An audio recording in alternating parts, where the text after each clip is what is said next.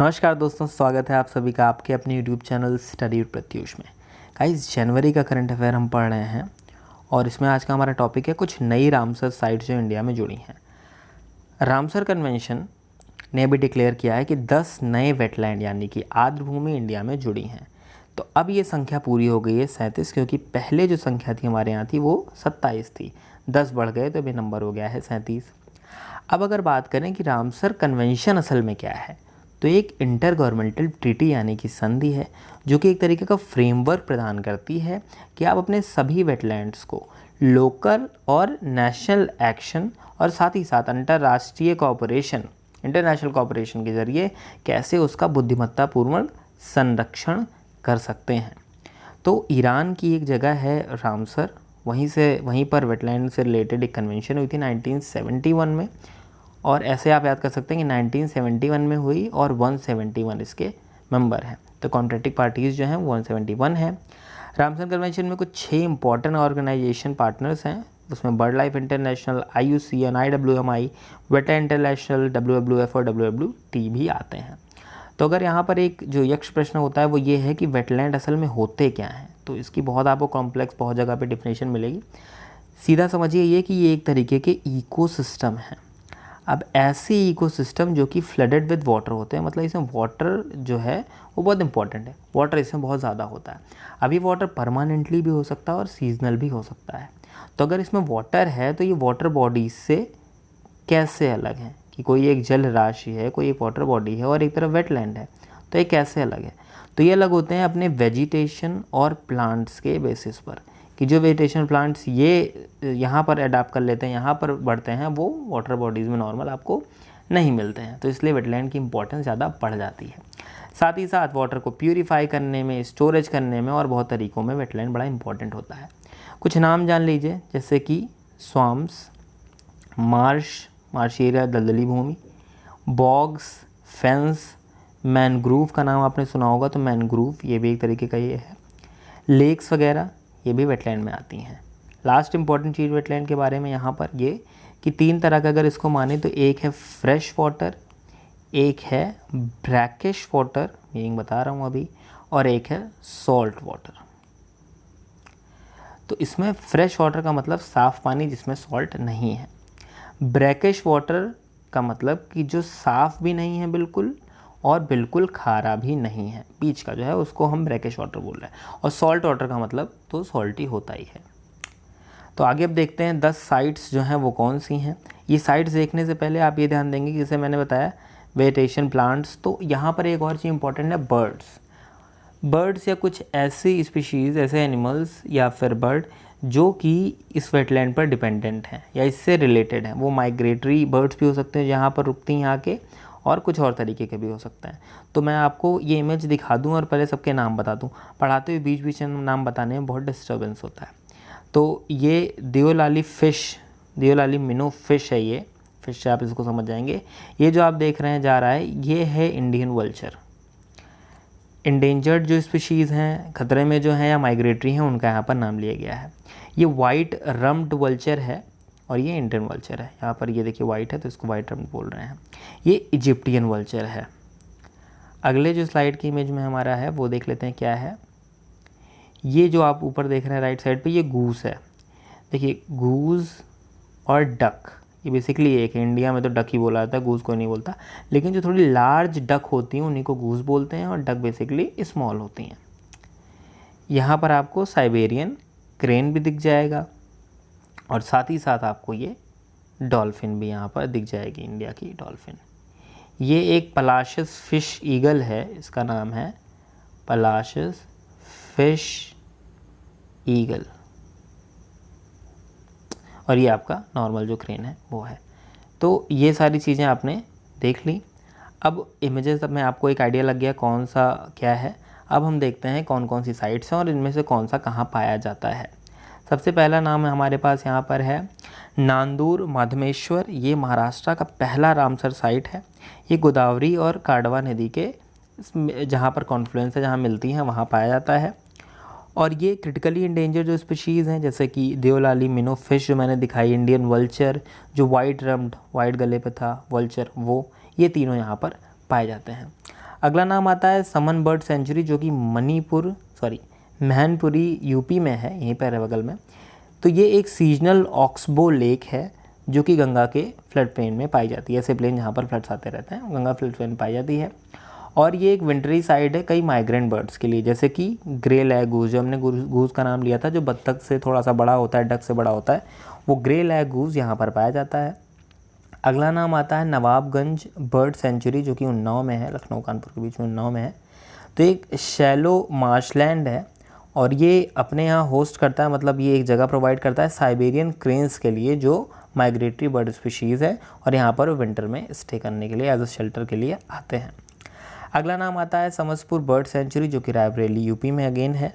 Endangered Egyptian vulture जो हमने दिखाए थे वो, पलाश फिश ईगल जो था वो, ये दोनों यहाँ पर पाए जाते हैं। एक लंबी घास यहाँ पाई जाती है जिसको हम सरपत बोलते हैं। अगर आप गांव से रहे हैं तो आप सरपत जानते होंगे, बचपन में सरपत का एक होती घास ही है, बस उसमें डंडे की तरह पतला सा होता है, उससे कई पिटाई भी होती है बच्चों की बहुत, जो पढ़ते नहीं हैं, जलाने के भी काम आता है। तो यहाँ पर उसकी बात हो रही है कि वो भी यहाँ मिलता है। आगे नाम लें, संदी बर्ड सेंचुरी की बात कर रहे हैं, यहाँ पे हरदोई यूपी में है ये, और ये एक फ्रेश वाटर मार्श है। इसको हम इसके एंशिएंट नाम दाहर झील के नाम से भी जानते हैं। रिवर घारा यहाँ पर है, जो कि पहला इसका नाम था गरुणगंगा, अब उसको रिवर घारा बोलते हैं। ये इस सेंचुरी के पास से जाती है। वल्नरेबल सारस क्रेन, जो नॉर्मल क्रेन हमने दिखाया था वो सारस क्रेन यहाँ पे मिलता है, करीब 200 की नंबर में है वो। और साथ ही साथ ये एक इम्पॉर्टेंट बर्ड एरिया भी असाइन किया गया है, डिजिग्नेट किया गया है बर्ड लाइफ इंटरनेशनल इंस्टीट्यूट जो है उसके द्वारा, तो ये चीज़ याद रखिएगा। अगला जो नंबर आता है छठवां, वो है पार्वती अर्गा बर्ड सेंचुरी यूपी। अब देखिए नाम आप याद कर लेंगे ट्रिक से, ठीक है, बट हर एक नाम के बारे में अगर आपको थोड़ी सी इन्फॉर्मेशन है तो वो आपको रिकॉल करने में बहुत हेल्प करती है। ये एक परमानेंट फ्रेश वाटर है और ये करीब इसमें 2 ऑक्सबो लेक्स हैं। ऑक्सबो लेक बेसिकली ये है कि मिएंडरिंग ऐसे कुछ रिवर होती है जो ऐसे मिएंडरिंग करती है, तो जब इनका पाथ स्ट्रेट होता है तो ये जो हिस्सा है ये छूट जाता है और ये कुछ ऐसा रूप धारण कर लेता है। इसमें जब पानी भरता है तो इसी को हम ऑक्सबो लेक बोलते हैं, क्योंकि ऑक्स के बो की तरह यहाँ पर ऐसे होता है, ठीक है। तो यहाँ पर 2 होती हैं। ये रेन फ्लड लेक्स हैं, वाटर से, रेन के वाटर से ये भर जाती हैं। और ये डीप नेचुरल डिप्रेशन में नॉर्मल एक गर्त है जिसमें ये बनी हुई हैं, और ये तराई रीजन में आता है उत्तर प्रदेश के। यहाँ पर अगर इम्पोर्टेंट हम बात करें तो critically endangered white rumped vulture जो हमने दिखाई थी, और इंडियन वल्चर वो, और साथ ही साथ इजिप्टियन वल्चर, ये तीनों यहाँ पर अगेन मिल रही हैं। सरसाई नावर झील जो कि इटावा यूपी में है, ये भी एक वेटलैंड है और ये एक बहुत अच्छा एग्जाम्पल है कोहैबिटेशन का ह्यूमन और वाइल्ड लाइफ का।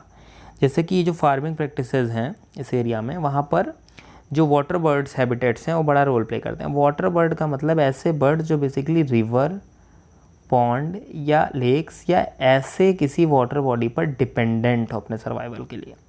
तो बर्ड्स कैसे हेल्प करती हैं फार्मिंग में, खेती में कैसे हेल्प करती हैं कि जो इंसेक्ट्स हैं वो इंसेक्ट पेस्ट्स को खा के ख़त्म कर देती हैं, और एक रिसर्च के अकॉर्डिंग ये कहा जाता है करीब 33% जो इंसेक्ट और पेस्ट हैं उनको ये खाकर ख़त्म कर देती हैं। कुछ घास जो हम नहीं चाहते हैं कि जो घास निकल आती है या वीड निकल आती है, उसके जो सीड्स हैं उनको भी ये बर्ड्स खा लेती हैं, तो वो फार्मिंग में काफ़ी हेल्प मिलती है। Critically endangered white rumped vulture जो हमने देखा था, और साथ ही इंडेंजर्ड वोली नेक्ड स्टॉक, ये भी यहाँ पर मिलता है।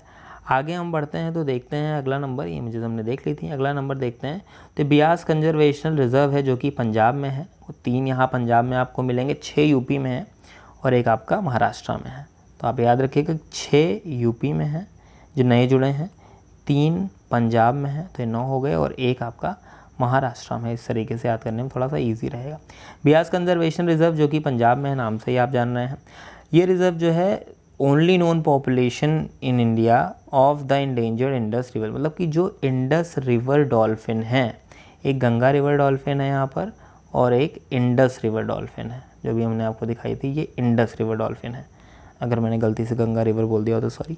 ये इंडस रिवर डॉल्फिन ये यहाँ पर पाई जाती हैं, और यहाँ पे कहा जा रहा है only known population in India. यहाँ पर सिर्फ इंडस रिवर डॉल्फिन्स के एकदम यहीं पर पॉपुलेशन इसकी मिलती है और कहीं नहीं मिलती है। एक प्रोग्राम भी चलाया गया था इसको इनिशिएट करने के लिए, ताकि री इंट्रोड्यूस करें हम घड़ियाल यहाँ पर। तो घड़ियाल के लिए भी इम्पोर्टेंट आता है। Nangal wild life sanctuary, Bhakra Nangal जो है उसी से रिलेटेड है ये, पंजाब में। तो शिवालिक जो फुटहिल्स हैं हमारे पंजाब में, वहाँ पर ये है। और ये ह्यूमन मेड रिजर्वायर यहाँ पर है, जो कि भाखड़ा नागल प्रोजेक्ट का एक पार्ट है। भाखड़ा नागल प्रोजेक्ट किस नदी पर है? सतलज रिवर पर है, 1961 का ये है। तो इससे रिलेटेड जो नांगल वाइल्ड लाइफ सेंचुरी थी, इससे रिलेटेड आपको इन्फॉर्मेशन यहाँ पे मिलेगी। नाम से ही पता है नांगल, तो आप ये बता लेंगे, वो पंजाब में है। केशवपुर माइनी कम्युनिटी रिजर्व, ये बेसिकली इंडिया का, इसमें वेटलैंड में यहाँ पर पहला कम्युनिटी रिजर्व है। और अभी देखते हैं कम्युनिटी रिजर्व क्या है। यहाँ पर नेचुरल मार्सेज है, दलदली भूमि है, एक्वाकल्चर पॉन्ड, बेसिकली पॉन्ड है। पॉन्ड में जो भी हम काम उससे यूज़ करते हैं पॉन्ड को, तो वो एक्वाकल्चर कहलाएगा। एग्रीकल्चर वेटलैंड्स, जो हम खेती से रिलेटेड भूमि यूज़ कर रहे हैं, जहाँ पर ज़्यादा वाटर फ्लड हो रहा है, वो एग्रीकल्चर वेटलैंड कहला रहा है। तो तीनों का यहाँ पर मोज़ाइक, यानी तीनों का यहाँ पर मिक्सचर है, सभी मिले हुए हैं। हैवी ह्यूमन इन्फ्लुएंस, यहाँ पर ह्यूमन का इन्फ्लुएंस ज़्यादा है। अब चूँकि जैसे आपने देखा होगा, यहाँ मेन बात जो समझने वाली है, कम्युनिटी रिजर्व। तो कम्युनिटी रिजर्व क्या होती है? कम्युनिटी मतलब कोई एक कम्युनिटी ह्यूमन की जो ऐसी है, जो कि उस वेटलैंड को सजोए हुए है, या फिर उस वेटलैंड को ध्यान दे रही है, उसका कम्युनिटी रिजर्व है। वो कम्युनिटी उस वेटलैंड के लिए सारी चीज़ें प्रोवाइड कर रही है, या उसको मेंटेन कर रही है, या उससे एक दूसरे का कोएग्जिस्टेंस है, दोनों एक दूसरे को हेल्प कर रहे हैं। जैसा कि भी आप देखेंगे कि heavily human influenced and includes a series of managed fish ponds and cultivated crops such as lotus and chestnut। अब जैसे लोटस जो कमल है उसके बारे में बता रहे हैं कि वो भी यहाँ पर होता है, और चेस्टनट यानी कि जैसे उसको शाह बलूत भी बोलते हैं, तो वो भी यहाँ पर होता है, शाह बलूत। अब यही ऐसे हैं जो आ जाते हैं, अगर आपको एग्जैक्ट नहीं पता है तो थोड़ा सा समझने में प्रॉब्लम होती है। The site is an example of wise use of community manage wetland. वही बात हो रही है कि एक कम्युनिटी कुछ यहाँ पर इसको मैनेज कर रही हैं, और इस वजह से यहाँ पर लोगों को फूड भी इससे मिल पा रहा है, और साथ ही साथ लोकल बायोडाइवर्सिटी जो वहाँ का पारिस्थितिकी तंत्र है वो भी संभाला जा रहा है। तो गाइस ये 10 ऐसे नाम थे, हो सकता है वीडियो थोड़ा बड़ा हो गया हो, बट ये बहुत ज़्यादा इंपॉर्टेंट था। ये 10 नाम आप याद रखिएगा ज़रूर से ज़रूर। फिर से याद रख लिए, 6 यूपी में हैं, 3 पंजाब में हैं, और 1 आपका महाराष्ट्र में है ये। तो इन चीज़ों को याद रखिएगा। एक इंपॉर्टेंट चीज़ ये भी समझ लीजिए कि जो वेटलैंड्स हैं, ऐसे मैनग्रोव्स का हमने नाम लिया, तो ये इकोटोन का भी एग्जाम्पल होता है। इकोटोन मतलब एक इकोसिस्टम इधर, एक इकोसिस्टम इधर, तो इनको जो जोड़ रहा है, इनका जो बीच का रीजन है, बफर है, इसको हम इकोटोन कहते हैं। तो मैनग्रोव जैसे लैंड एरिया है और ये सी एरिया है, तो यहाँ पर बिल्कुल पाए जाते हैं। ऐसा इकोसिस्टम है जो लैंड एरिया को भी इंक्लूड कर रहा है और सी एरिया को, तो इसको हम बोलेंगे आके इकोटोन्स। तो ये चीज़ें आप याद रखिएगा। तो गाइस अगर ये वीडियो पसंद आया तो प्लीज़ इस वीडियो को लाइक करें, शेयर करें इस वीडियो को जितना कर सकते हैं, सब्सक्राइब करें चैनल को। और अगर इससे रिलेटेड कोई प्रॉब्लम है या कोई सजेशन है तो please feel free to go down in the comment section और अपने वैल्यूएबल कमेंट्स लिखिए, उसमें मैं सारे कमेंट्स पढ़ता हूँ। और ऐसे ही करते रहिए study Pratyush. Thank you so much. अच्छा पढ़ें, अच्छे बने।